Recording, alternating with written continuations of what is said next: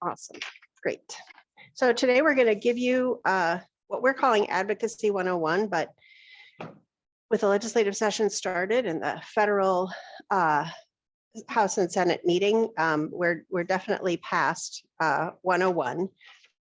But that's why I called it No Better Time, because we are in the middle of advocacy work. So joining this webinar today or jumping on, there really is no better time to participate in our PTA advocacy. Next slide.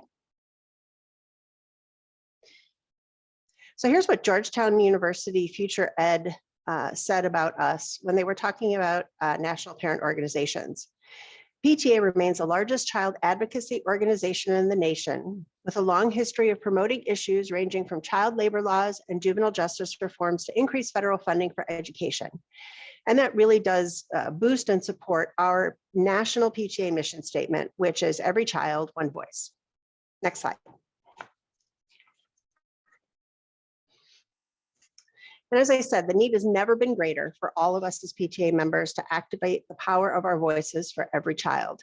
We don't have to talk about what we've been through in the past 2 years with missed learning from the pandemic, with the mental health and social emotional needs of our students that have grown even before the pandemic, increased teacher burnout and just a short supply of teachers entering the teaching profession, especially teachers of color, and fiscal challenges that, especially in Minnesota, our district had faced because of chronic underfunding of our public schools.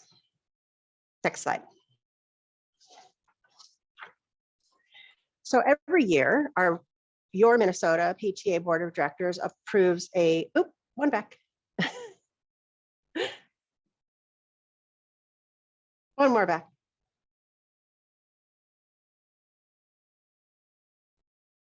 This was the next one I went too far. Yes, you went too far. Yep, that one. Every year, your Minnesota Board of Directors approves a legislative and policy agenda. So we research what the issues are in the upcoming legislative session and present a set of issues that we will focus on in our advocacy work. Truth be told, I'm the only official state level advocacy staff. Everybody else who helps us with advocacy does it with their volunteer time. And unlike other PTAs in other states, I'm a volunteer advocacy staff. Some states actually have paid advocacy staff. So we have to decide what we're going to prioritize every year. And this is a photo of it, but the link to where you can get a copy of the whole agenda is available on this slide. Next slide. So why is our big focus of advocacy at the state level? Well, on average, 60% of the money a Minnesota district has to operate comes from what decisions the Minnesota Legislature makes. The other 25% is from local property taxes and only 15% is from federal funds. Now that can range, it could be different for your school district, how much they get from the state versus other funds, but overall state average is 60%. So that's why we focus a lot of our advocacy energy at the state. Next slide. So here's an overview of our legislative and policy agenda topics. Two big issues every single year are funding. And here there's two major areas. First is what they call the general education basic per pupil formula. It's a dollar amount that every school district gets for every student per year in their district. And it has been chronically underfunded since 2003. It's never kept up with inflation. If it had kept up with inflation, our districts would be getting over $1,000 more per pupil every year. So what we're asking is that the per pupil formula be increased by 5% over the next 2 years, and then going forward, increasing the per pupil formula by the rate of inflation so that we don't have to negotiate every year. Is it 5%? Is it 2%? Is it 3%? And many years just doesn't simply keep up with inflation. The next big area of funding is what we're calling the cross subsidies. This is what I testified on this morning. We support full funding of the special education and English learner cross subsidies. For years, districts are mandated to provide special education and English learner services. And we do that eagerly because we want to serve the needs of those classifications of students. But the federal government promised to fund up to 40%. And over the years, they've never reached that. They've only gotten to about 14. And the state government only funds 6.8% of the special education. So what we're hoping is, and the bill that I talked about today, it was introduced to fund that special education cross subsidy up to 100%.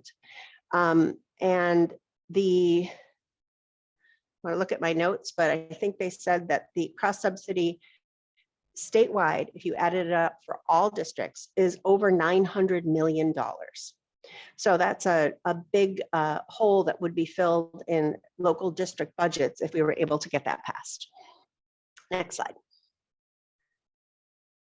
So two pieces of our agenda focus on our community focus in PTA. And first is family engagement. The National PTA has updated their national standards for family school partnerships. And we would like to elevate that in our state legislators' work, either through legislation that requires or offers these standards as options for our schools to use in their family engagement, or policies that provide this resource to our schools to improve family engagement. A specific model of schools that uses family engagement and does focus on our national standards for family school partnerships are community schools. And right now, there are not community schools in every district. There are not community schools in every part of the state, although I believe all of the people on this call have community schools in their district. But this bill that's being offered right now for community schools would expand funding so that more areas of the state could start community schools and then have the ongoing support for the additional staff and programs that are represented by that kind of school model. Next slide.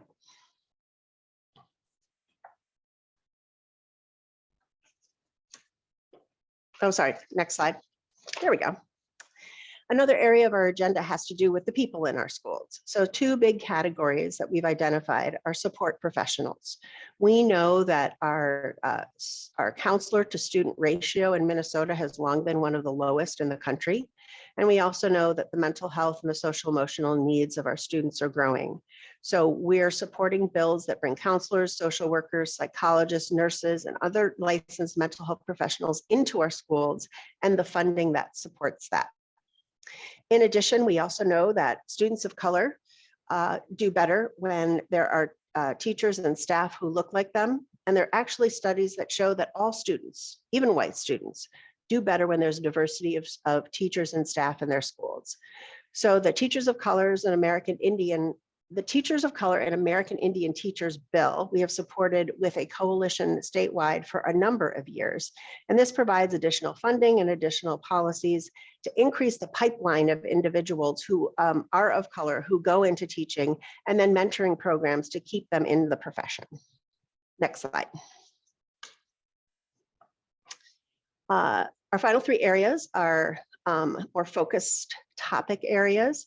We've been working with Playworks and More Recess Minnesota for a few years to improve the quality of recess at our district levels, but we're also looking for legislation that will not allow schools to use recess as a disciplinary action or as a substitute for time to make up for work.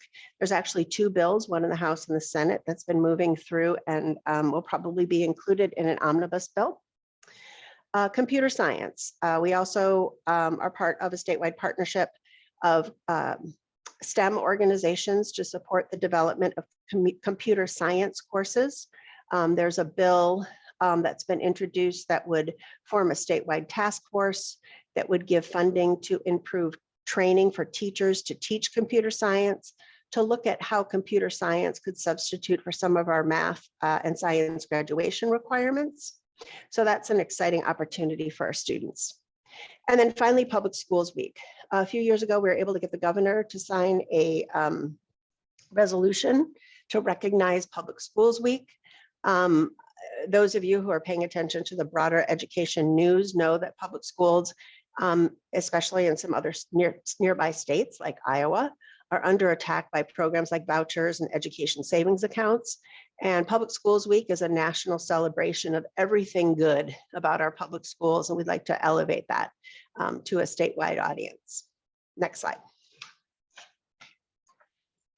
So we talked a little bit about our education bills, but it is really go time. In the few years that I've been doing this, everybody I know is saying they have never seen the energy and the speed at which legislators are introducing bills. And luckily, they're introducing bills that are favorable to our positions in education.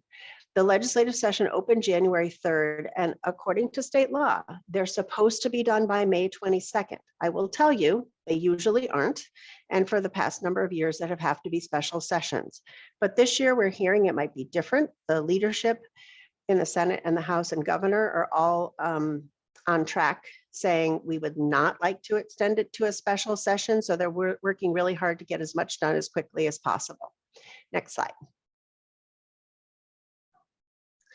So just a little brief overview of how a bill flows through the Minnesota Legislature. Bills have a House and a Senate version, and they usually have the same or similar language.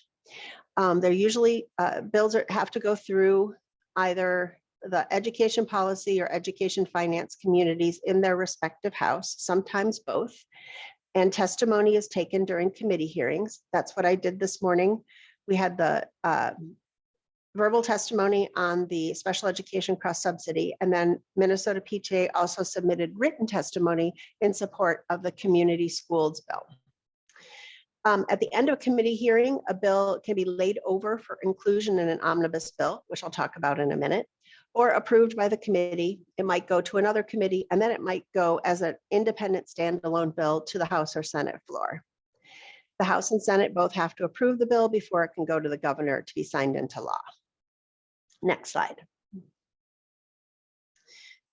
What we've seen in our Minnesota Legislature is through the course of the session, there are more and more bill introductions, sometimes with competing approaches to the same issue.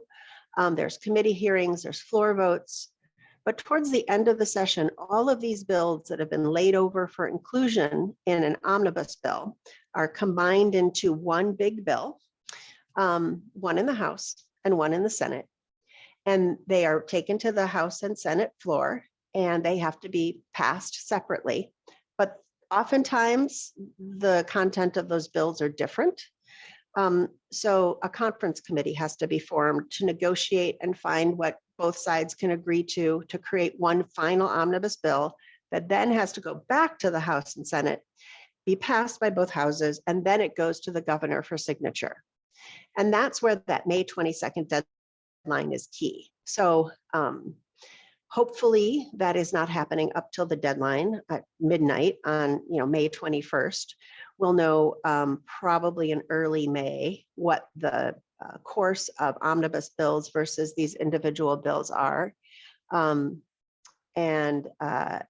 There's talk about maybe doing some of the finance bill earlier because most school districts have to make decisions about their budgets in June. We could only hope because that would be beneficial to school districts. But those are the kinds of things that we monitor in our advocacy work for Minnesota PTA. And that's also a great place if you really want to get into it, where we're looking for Minnesota PTA members to help volunteer. You can track bills on the Minnesota Legislative website. You can update our website with the status of bills. You can help us write testimony or some of our notifications to our members. So if you really want to start learning about this process that the last two slides talked about, we are always looking for that kind of participation. Next slide. So I talked about tracking bills, I talked about giving testimony or signing on to letters of support.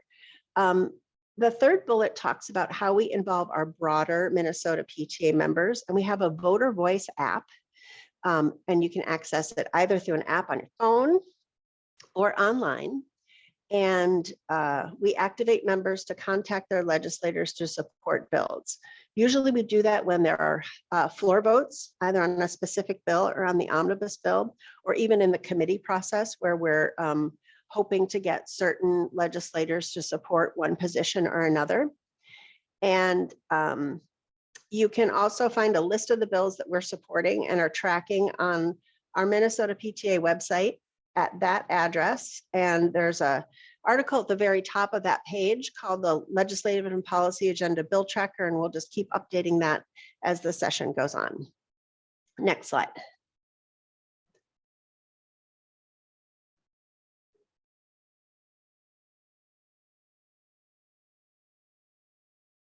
So how can you activate the power of your PTA voice? Next slide. So here is our voter voice app.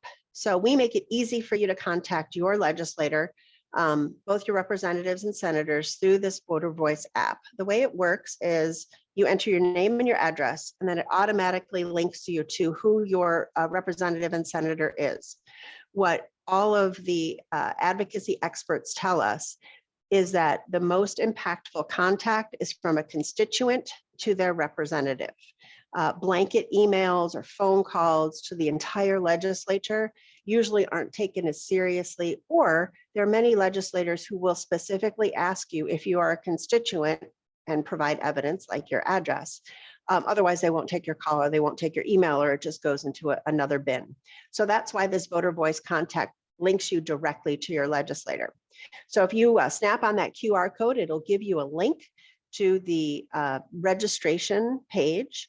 You can register yourself for voter voice, and then every time we activate an action alert, you will get an email to say, time to contact your legislature. This is the bill that we're looking for their support on. We give you a text as to what you can say in the email, or you can write your own. And it's literally a 1, 2, 3 process. But the more voices we get, the more impact we have with our legislators. Next slide. In addition, legislators want to hear directly from parents. Every time I testify in front of the legislator, even if I'm doing it as a school board member, I always pop in that I'm a parent and a member of Minnesota PTA, and I always get a comment afterwards from a legislator or a staff saying, we're so glad that we have a parent here. So if you have a story to share or an experience in any of the areas of our legislative and policy agenda and would like to share it, you can contact me at that email. As the bills come up, as the vote on the floor comes up, as we craft our voter voice messages, we can either help you to use your personal story in your personal email to your legislator, or we can use it as part of our broader appeal and have all members benefit from your experience. So that's the email if you want to dive in a little bit more. Next slide.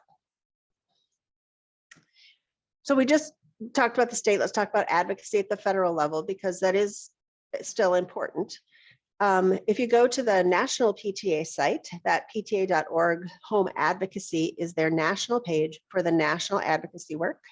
Our Minnesota PTA federal legislative chair is Twee, and she attends webinars and she keeps up with what the action alerts are from the national level. Similarly to voter voice, the national PTA has a PTA Take Action where you can sign up for alerts on federal legislation, separate from the state legislation. And again, that's the link for how you can register. And again, you can either do it on the national website or you can get emails to be notified. We also post notifications of these federal alerts and will for the state alerts on our social media pages as well. And if it's timed right with our monthly newsletter, we'll include it in there as well. Next slide. Also want to let you know about the PTA Legislative Convention, or LegCon. This is March 7th and 8th, and it's virtual. And this is a great opportunity. If you really want to learn more about federal education law, grow your advocacy skills, find out more about the national legislative priorities in Congress, and have the opportunity to virtually meet with your federal representatives or their staff on Capitol Hill, this is the event to participate in. We are offering to pay for 4 of our members from the state of Minnesota to attend. And we have an application. It's available here. It's available on social media. It's available in our newsletter in February. Somebody can answer that. Yes, it will be. Great.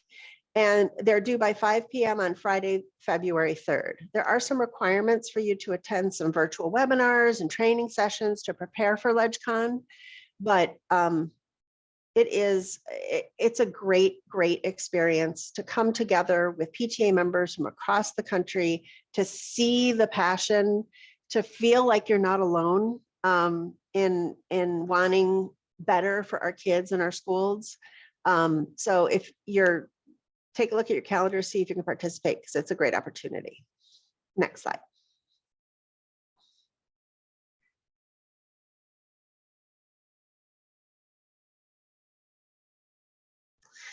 And finally, in your school, there's a lot more advocacy that parents are doing in their local school districts and in their schools. So just a few tips. Sometimes starting in advocacy in your school starts with being welcoming. The more parents you can get onto an issue or as a coalition, the more powerful you are. So the more welcoming you are to a more diverse set of parents, the more successful you may be in your advocacy. And part of it is working with your principal to access resources your school district might have to engage and support diverse families. They might be able to help you with transportation and childcare, or at least facilities for your PTA events. Bilingual specialists that might help you translate flyers or newsletters, or even be present at your PTA meeting to help translate for families for whom English is not their first language. Equity or minority liaisons who may be developing relationships with families who are marginalized in our system, who might have tips for how to reach out to families. In Rochester, we had a group of Somali moms that were organized by this really dynamic parent. And one of the things they did is they had a separate PTA meeting parallel to the PTA meeting in one of the schools. And so the Somali moms were mostly had a language barrier and met in another room, and the leaders went to the PTA meeting, and then they came to the meeting of the Somali women and let them know what had happened. And it happened a few times, and then eventually those two groups merged because the Somali women felt more comfortable joining with the regular PTA meeting. And finally, English learner and special education teachers might help you to have a better understanding of what families and parents of students in those programs might need. Next slide. And to your school board. Anybody who's been paying attention to the news knows that there's a lot of parents who want to go talk to school boards, but there's a way to do it to be the most effective. Attending school board meetings, watching school board meetings, keeping up with news about school board meetings is really essential in the context of PTA. You can be a resource for the parents in your school to help them understand big issues before it's too late to have a voice about it. Many PTAs recruit a volunteer to either watch school board meetings and report back to PTA members in your newsletters or at meetings about important upcoming decisions. Speaking during public comments at school board meetings is always welcome, and it's really important for school boards to hear about what's working and what needs improvement. But remember, if you're speaking as a representative of your PTA, you have to have a vote by your PTA on the position you're taking. You as an individual can speak in front of the school board about any issue you want to. But if you're going to represent John Smith PTA, you have to have a vote within your PTA before you can take your PTA's position to the board. And finally, school board elections. There were a number of school board elections last fall. There's a number of school board elections this fall. PTA is one of the best training ground for school board members. If you're interested in thinking about running, both Heather Starks and myself and Deborah Seelinger are either current or former school board members, and we'd be happy to talk to you about what that involves. As individuals, you can help a school board candidate who shares your values or the values of the PTA. But as a PTA, you can't endorse candidates, but you can sponsor a candidate meet and greet forum as long as you invite all the candidates, or you can send information out to your PTA members as long as you send out information about all the candidates. So you can be a conduit of information sharing in your upcoming school board election. Next slide. Kathy, I'm going to jump on here quick too. Yep, please. Say that when it says as you're speaking as a representative of PTA, you must have a vote on the position you are taking. Additionally, that position cannot be in opposition or conflict with national PTA or state PTA's position statements. So that's all information that can also be found on the website, on the pta.org website. Or always just run it by us too. Any of the board members should be able to help you at least figure out where to find that information. Thank you, Amy. Great point. And when we talk about the national PTA positions, if you go to that advocacy site, the national PTA board votes on actually structured position statements and resolutions in a number of areas. They don't cover every area of education policy, but they cover most of the hot button issues. So sometimes even if you're looking for a place to start, you know, your PTA wants to take a position on something, but you don't really know where to start, check that national website to see if PTA also has a position statement. You could even just use that position statement to share with your school board and say, you know, this is the national PTA position statement on school lunches. And, you know, we as a member of the national PTA would like you to consider this in your decisions. So it's just a really good background advocacy resource. So we define advocacy at PTA as supporting and speaking up for children in schools and communities before government bodies and other organizations that make decisions affecting children. This year, it's fun. I can't tell you about the difference in energy in the legislature compared to what we've had before. The champions for education are everywhere, and they want to hear our voices, and they need our support. So if any of this interests you, shoot me an email at advocacy@mnpta.org. Think about how you can send a voter voice, because it's really going to be an exciting year, I think, for supporting our schools and our students. One more slide. There we go. And as part of our membership kit, Advocate for Your Child is one of the pillars of our national and state PTA work. It is the reason for PTA. I mean, a lot of people talk about the struggle between fundraising and other PTA activities, but PTA was founded to be an advocate for all children. So it's a fun thing to be involved with.